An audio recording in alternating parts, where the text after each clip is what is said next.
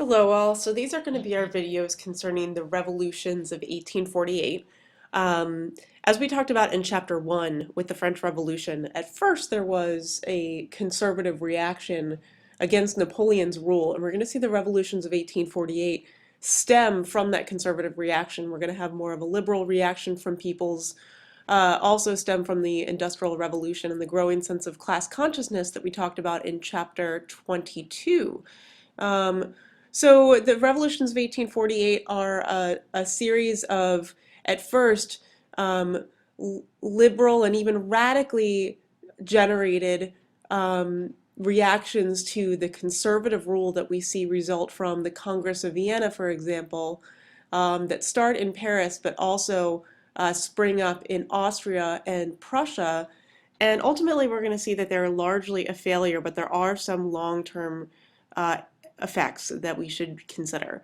So as a little bit of a recap from our chapter 21 discussion, um, it's important to be familiar with Prince Clemens von Metternich of Austria because he is kind of the driving force behind the Congress of Vienna, which we're going to talk about in a moment. So know that he is the Prince of Austria, that he is representing the conservative reaction to the French Revolution in Austria. He kind of epitomizes the conservative reaction, very opposed to any liberal nature of the French Revolution. And a lot of this has to do with the fact that the Habsburg Empire is very multinational, and he knows that it could be susceptible to revolution because its population is so heterogeneous. There isn't necessarily kind of a sense of Austrian nationalism that will bring them all behind one monarch and one kind of uniform government. So we're going to see, in particular in Austria, there's going to be a revolution that comes from Hungary, which is going to be put down by the Austrian government, which we'll get to in a little while.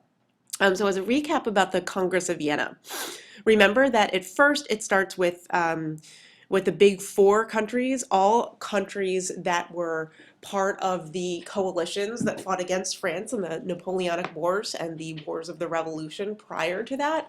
Um, so again, Metternich represents Austria, and he really epitomizes the conservative reaction to the French Revolution. We're going to see England represented by Lord Castlereagh, and England is going to bring forth the idea that the post-French Revolutionary Europe should comprise a balance of power to prevent a country like France from ever dominating Europe in terms of power. They didn't like the fact that Napoleon was kind of trying to conquer Europe and turn it into his own empire. Prussia lost a good amount of territory during the Napoleonic Wars, so its main goal with the Congress of Vienna is to get that territory back. We'll see that it will. And in Austria, or in Russia, that is, Alexander the First, the Tsar of Russia, wants to rule over Poland, which he will do. So it will take a while for Poland to have independence again. So again, what the Big Four in the Congress of Vienna were seeking were three different principles of settlement. Okay, so these principles are legitimacy, compensation, and balance of power. So what legitimacy means is that they want to restore the legitimate rulers of the respective empires in Europe. Because remember that during the French Revolution, Napoleon was crowning his family members to remind them that Napoleon has established an empire throughout Europe, right? So he'll put his brother, his sister, his one of his nephews on the throne in countries like Spain, the Netherlands, and so on. So what these countries, what these big four countries are trying to do is reassert the hereditary monarchy in their respective countries. Okay, so in France, Spain, and Naples, we're going to see the Bourbon family be restored to the throne. In Holland, Sardinia, Tuscany, and Modena, we're going to see their dynasties be restored. And in the Papal States, the Pope is going to reassert authority. So what's compensation? We think of compensation as payment. So what that means in this instance is what Prussia was looking for. They wanted to get territory restored to them because they argued that they made a lot of sacrifices to defeat Napoleon and they should be rewarded for that. Okay, so we're going to see various countries receive some forms of compensation. England's going to get some naval bases, notably Malta, which is an island in the Mediterranean, the Cape of Good Hope on the southern tip of Africa, and Ceylon. Austria is going to recover the Italian province of Lombardy, and it's also going to be rewarded with uh, Venetia and Galicia, which is in Poland, as well as the Illyrian provinces, which are along the Adriatic Sea. I can show you the Illyrian provinces if I skip ahead to a map here. The Illyrian provinces are here, um, a little bit north of Greece on the just facing Italy on the opposite side here. Going back to the principles of settlement. Um, you're also going to see Russia get Poland, so Alexander gets what he wants. And there are also a series, Prussia is awarded with the Rhineland, and it also gets parts of Saxony. And there are some other territorial compensations that are a little bit less significant that you're going to find on the notes that I will share with you. Balance of power, again, is something that England was seeking primarily, but other countries in the concert of Europe are going to agree to it. Basically, they're going to try to rearrange the map of Europe to make sure that no one state can ever become more powerful than the rest of Europe, okay, which is what Napoleon was trying to do when he established an empire. Okay, so the map of Europe is going to be redrawn to prevent France from ever becoming more powerful. Notable changes to the map include a stronger Netherlands to the north of France, which is going to prevent France from advancing north and also west into Europe, right? Because remember, France conquered parts of the Rhineland during the Napoleonic Wars. Okay, so it's going to unite the Austrian Netherlands, and that's going to become Belgium, with Holland, and this is going to form the Kingdom of the United Netherlands. So north of France, we're going to have a much more powerful state. Prussia receives the Rhinelands, which are on the left bank of the Rhine. And then Switzerland is going to be guaranteed perpetual neutrality, something that we see last through the world wars. So we're also going to see, at this point, the Holy Roman Empire was already mostly symbolic. It's not a very powerful state, but the Habsburg Holy Roman Empire is going to cease to exist. And instead, we're going to see the continuation of the reorganization of Germany. Actually, this started with Napoleon when he created the German states, right? So making what used to be the Holy Roman Empire, which was 300 different states, much more consolidated. At first, under Napoleon, it was 15 different states, but the German Confederation, which is going to be based off of Napoleon's reorganization of Germany, is 39 different states. So again, Germany is going to become much more consolidated, and Austria is going to have the Austrian sections of this new reorganized Germany is going to be the most powerful. There's going to be an assembly of the German Confederation, which makes laws. It's called a Diet. This is going to always have Austria as the president. Okay, so Austria is going to be the most powerful politically over the German Confederation.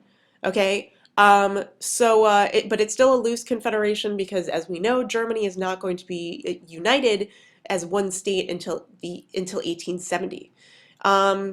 You're also going to see, again, to solidify the balance of power, Russia is going to have influence over Poland, as we already said. And this is going to last for 15 years.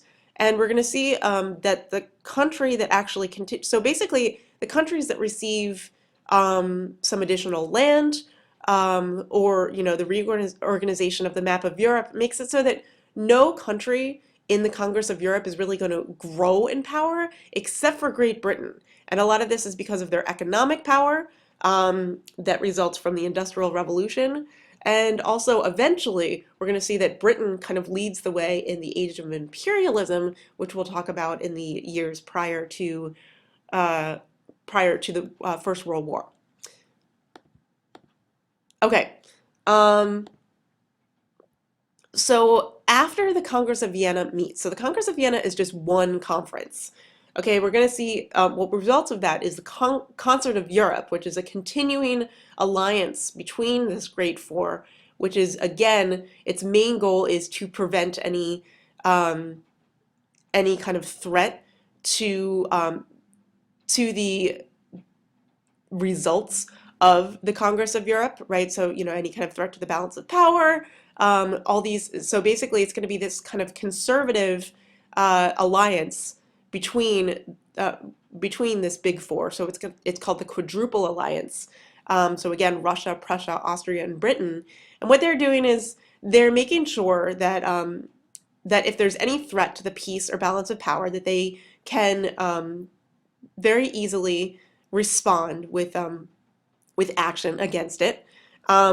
Their main concern is that France would violate the Congress of Vienna, so they have their eye on France in particular. They make sure that no Bonaparte will ever again govern France.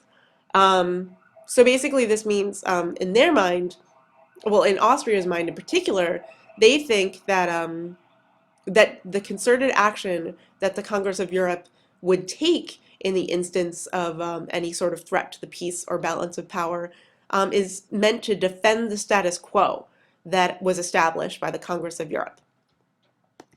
Okay, so this Congress system, this government that lasts until 1848 with the revolutions, is going to basically be comprised of a series of meetings between the more powerful countries in Europe. At first, the big four. Eventually, we will see France have an involvement here as well. Their main priority is to continue a principle of collective security. So they want to make sure that they make relatively unanimous decisions to ensure collective security across the Quadruple Alliance. We're going to see eventually, because of this, because Britain is becoming more powerful, Britain is going to bow out of the Congress system by about 1822. Okay, so how do we evaluate the Congress of Europe? Is it successful? Well, some people say that because of the conservative nature of the Congress of Europe, this is one of the reasons why the revolutions of 1848 emerge, because there is a lasting sense of liberalism in many parts of Europe as a result of the French Revolution. So because a lot of people say the very conservative, both Congress and Concert of Europe kind of ignore liberal and nationalist aspirations of Europeans, that they're underestimating the new nationalism that the French Revolution generates. And because of that, you are going to see some liberals try to reassert power during the revolutions of 1848. However, many historians argue that this conservatism was necessary in order to kind of stabilize Europe after the very tumultuous revolutionary period.